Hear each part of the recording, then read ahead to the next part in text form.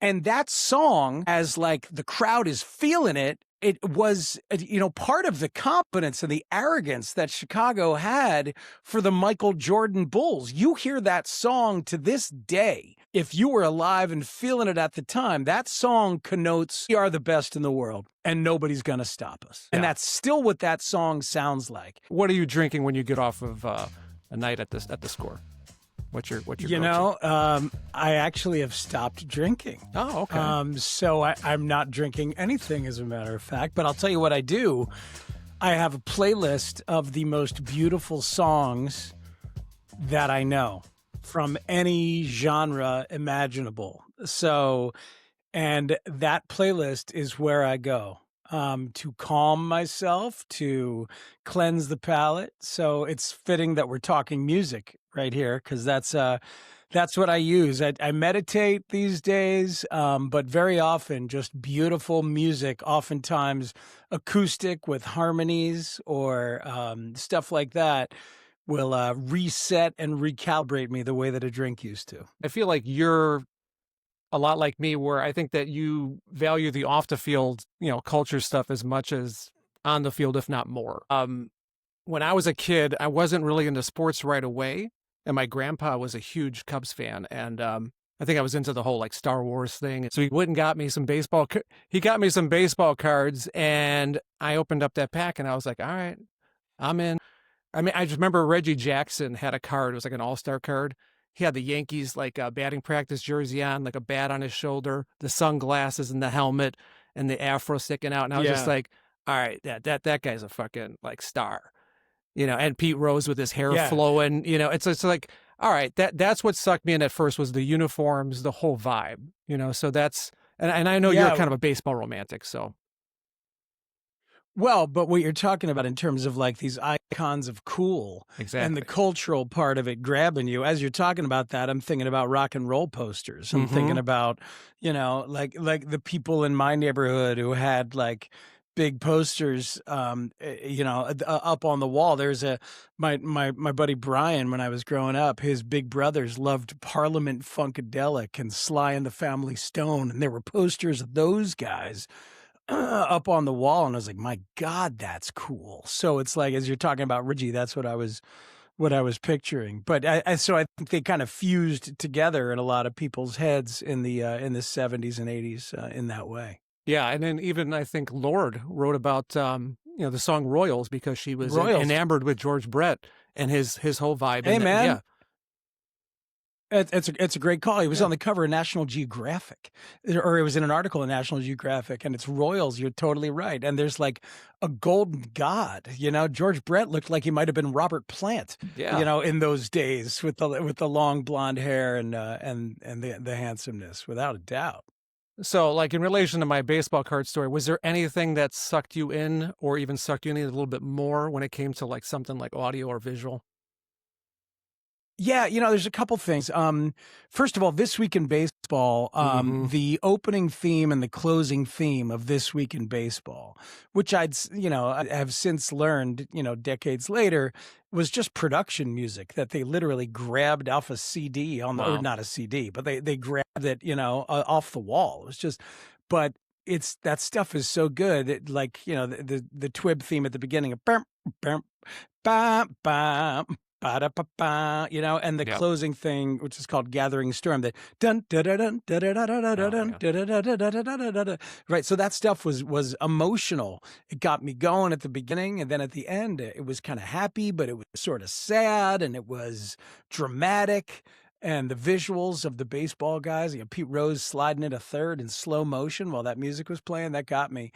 And then the other thing I was thinking about was, We Are Family, the We Are Family Pittsburgh Pirates of 1979. They were a really cool group with Dave Parker and Willie Stargell and Kent Tekulve and this like interesting team. And they grabbed the song We Are Family by their Sledge. It's one of like the real early sports teams co-opting a cultural moment with that song. And I love the story that I kind of recently read from Willie Stargell. They were in a rain delay. and the PA just started playing popular songs of the time. And one of the songs was "We Are Family," and Stargell was like, "This is great." And he grabbed the dugout phone and called up to the PR people up in the press box and said, "This is our song, man. You got the whole dugout is bopping. You got to play this again for us tomorrow." And they won the game. Then they played it again tomorrow, and they won the game, and they went on a little streak, and that thing caught fire. So they win the World Series, and that song is forever associated with the 1979 Pirates. That's a perfect example. And in fact, I think another reason why I started thinking about doing a pod like this was because I was listening to Lindsey Buckingham talk to Conan, and he was telling the whole story about, just how that by chance meeting that iteration of Fleetwood Mac started, which was, a cool story. But then he also went into this other story where he was like, he and Mick, Fleetwood were hanging around and just, I think they were stoned. And Mick Fleetwood was saying, "Hey, we should get the USC marching band to play background on this track, Tusk." And that's the kind of story I was just like, wait, I want to hear more about that. I want to hear the origin of that and the details. So I know there's stuff out there on that, and I want to dig into it more. And that's gold, Tom. I mean, that's like, you called the right guy. I mean, like that nexus of where the sports and the culture and the music kind of like all hangs out together. That's I mean, it's amazing. And I've been lucky in my life to be able to talk to a bunch of those people from the music world or sports world. And very often the way to get the sports people going is to talk music. And very often the way to get the music people going is to talk sports. So yeah, that's pretty cool. There's some kinship there, that's for sure. When you think of sports teams in Chicago and songs that weren't directly written for them, what's the one that jumps out at you the most, that had the most legs? Songs that weren't directly written for them. Yeah, like really Go Cubs Go. caveat. Yeah. So like, Go Cubs Go, for instance, or like Go Go White Sox, something that wasn't directly associated with the team, but really stuck with that team. Yeah. Cause like, but I don't know that there's a lot of listeners to this pod who might understand that Go Cubs Go was written by Steve Goodman as a, commissioned for the Cubs. Right. That even like going way back, Hey, Hey, Holy Mackerel, written by a legendary Chicago musician named Johnny Frigo for the Cubs, right? Or Go Go White Sox, like you're talking about, or things like that. So, yeah. But you're looking for like the kind of the We Are Family model of like just a song that exists that's sort of co-opted. Right. Right. Like for me, when I was a kid, the White Sox had, Na Na Na song and Jump for the Cubs. Yes. Yeah. Yes, absolutely. And Jump for the Cubs from Van Halen was just like, folks doing the TV work on GN were like, God, this would sound great. And just that opening riff. And so they grabbed it. Na Na Hey Hey, co-opted by Nancy Faust, the organist, who deserves a lot of credit for bringing music and pop culture to the White Sox and really to organ playing at large. She invented the walk-up song. Nancy Faust played Jesus Christ Superstar for Dick Allen because he was unstoppable that one year in the early 70s. She started playing Jesus Christ Superstar. That's the first moment where an organist plays something from pop culture that fits the batter. Wow, there you go. First. So that's Chicago to a T. But I was thinking about this, and the one I settled on was Rock and Roll Part 2 by Gary Glitter for Bulls. About hey,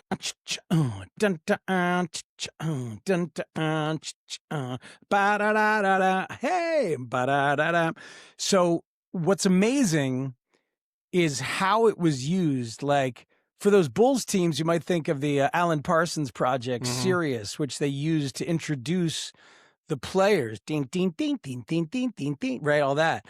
But Gary Glitter was used during the course of the game at a moment when the crowd was ready to explode. And there's actually a video out there of Marv Albert, and I think it's Mike Fratello, the czar, the telestrator, during during an NBA Finals game against Phoenix, where the Bulls have pulled within 3 with Michael Jordan on the bench, and it's the fourth quarter, and the Bulls have pulled within 3. And at that moment, the PA starts playing Gary Glitter Part 2. And thankfully, this video stays, doesn't go to commercial. It's like the director's track or whatever. And you can just see the stadium singing along with Gary Glitter Part 2 for like 2.5 minutes. It's unbelievable. The whole place is rocking. And during this time, Marv, you can hear Marv talking to the producers. And Marv at one point says, "It's over. Michael's going to come back in and they're going to close this out. You know it. It's just over." And he's right. And that's, of course, what happens. And that song, as like the crowd is feeling it, it was, part of the confidence and the arrogance that Chicago had for the Michael Jordan Bulls. You hear that song to this day. If you were alive and feeling it at the time, that song connotes, we are the best in the world and nobody's going to stop us. And that's still what that song sounds like. And when you add to that, like, I remember, like, after one of those titles, I don't even remember which one. It might have been that Phoenix one against the Barkley Phoenix Suns. Like, we went out and partied in the streets after the Bulls won the title on the road, and somebody moved their speaker of their stereo system up to their window. I remember it was at Clark and School, and it was blasting Gary Glitter's Rock and Roll Part 2 out their speaker over and over and over, as we're all just out there like screaming and cheering to nothing. There's no parade. There's no nothing. We're just out in the streets so we could be together and celebrate another Bulls championship. And that was the soundtrack of it. The soundtrack of joy and dominance was that song. Yeah, totally. It was, for me, it was either Sirius or that song. Just because, the Sirius just had that theatrical buildup. They wanted to have like a great, walkout song for Michael, and that was more like a warning song. But like you said, the celebration and the arrogance and the cockiness of that whole run, that song is the one, and unfortunately, with Gary Glitter's issues, that song kind of had to disappear off the face of the earth. But that, even so many other teams and like ESPN, like Rock Jock, they all played off of that song. Oh, absolutely. They tried to co-opt it. Yeah. And for anybody who doesn't know, Gary Glitter, a terrible, sordid, criminal history that came to light and was really ugly. Yeah. But can you separate the art from the artist? Like that song, I hear that song, and like that footnote of Gary Glitter as a terrible human, of course, comes in. But the first 10 things I feel are Bulls dominance. Chicago's the best city in the world. And we're talking about reclaiming Chicago globally from Al Capone. Because it was like, hey, Chicago, oh yeah, Al Capone, bang, bang. All right, that's Chicago. Great. Not anymore. After that era, it's like, oh, Chicago, Michael Jordan. No, Bulls dominance. Yeah, So, and that song was a big part of that identity kind of being reclaimed. Totally. And then, you mentioned Steve Goodman, and it's funny. I will tell you that song kind of messed me up when I was a kid. I mean, I'm sorry, not that song, not Go Cubs Go, but do they still play the blues in Chicago? A Dying Cub fan's last request. So when Dying Cub fan's last request, which is a 13-minute, a brilliant and thoughtful and screwed up folk song about what it is to be a Cub fan. Yeah. Yes. But the long and short of it was that I was a kid, and I remember my grandfather, being such a pained Cubs fan, he would sit in his car like on a hot day if the Cubs game wasn't on TV and like roll down his window and listen to it on the radio when they were like 20 games out of first place. And I'm just like, what is that deal? And then I hear that song, and, he goes on about how, it's an ivy covered burial ground. And I'm just thinking, I'm fucked. So it's like, I've, willingly entered into this bullshit, of being a Cubs fan. If you listen to the whole song, it cuts pretty deep. It's pretty sad. So yeah, that song kind of messed me up. I was like, what am I getting into? Yeah, it's interesting. It is sad, but it's also kind of like, there's a sing-along aspect, and there's kind of a happy sad, right? Or at least a beauty sad, or like because it's got a lot of different emotions in there. Because it was a badge of honor to be a Cub fan, a badge of honor to be loyal and to be fighting your way through all that sadness. I don't know if that that vibe only remains with an older generation of Cub fans. Yeah. Right? Younger generation of Cub fans doesn't really have that same kind of vibe. They're sort of looking for a vibe, I think, now that we're talking about That's it. true. Yeah. Where's Chelsea Dagger rank for you? Joy, if not dominance, like joy and explosion and the frenetic weirdness of hockey. Like, I mean, 3 Blackhawks titles with that as the soundtrack when they score a goal is a pretty amazing thing. But hockey is just such a different sport to love because there's so much randomness. A lot of those goals were like, what happened? I don't know. Sing the song. Shut up and sing the song. Right? Like there's like a redirect and you weren't exactly sure until you watched 2 replays exactly what happened. And a lot of fans for the Blackhawks at the time were kind of bandwagon Chicago fans getting to be part of a thing. So like that inherent like Chicago Blackhawk hockey hipster fan base of like, I've been a fan before you. I guess that's in there a little bit for me too.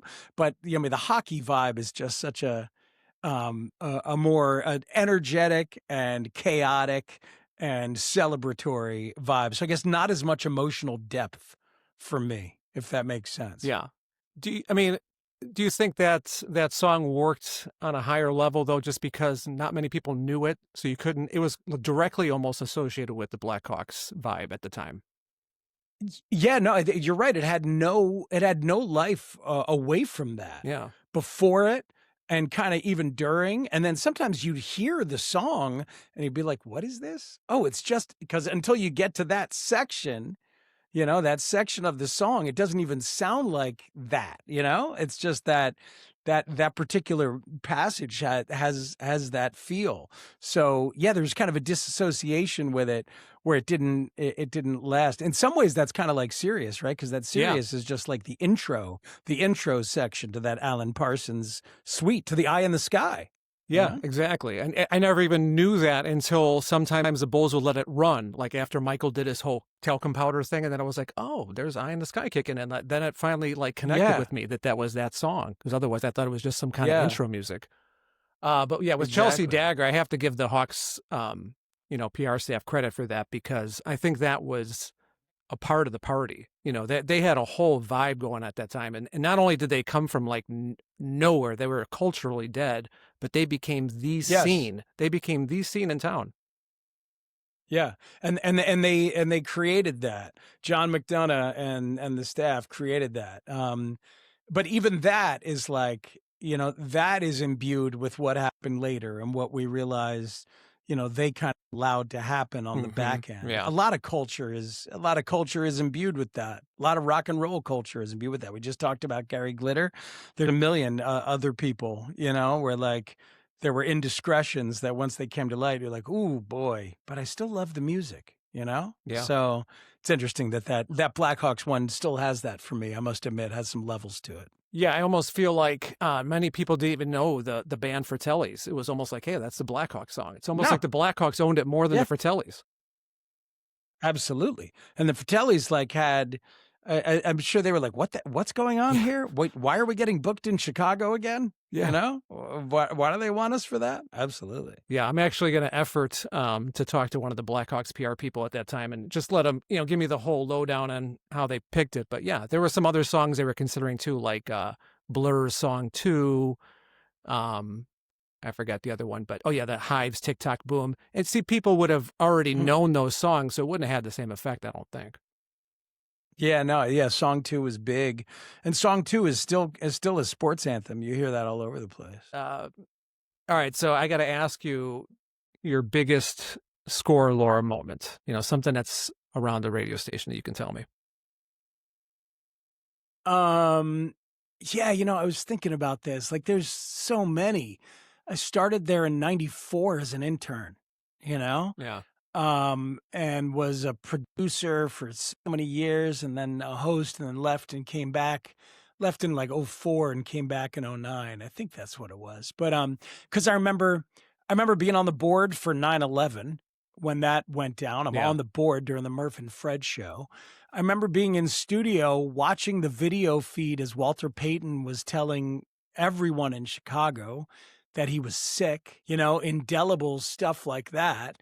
I remember being on the board when Dan McNeil confronted Eric Kramer because Eric Kramer had been caught smiling on the sidelines. And Eric Kramer said, "Hey, easy, pal," when McNeil went after him. And that became one of my favorite drops forever. "Hey, easy, pal."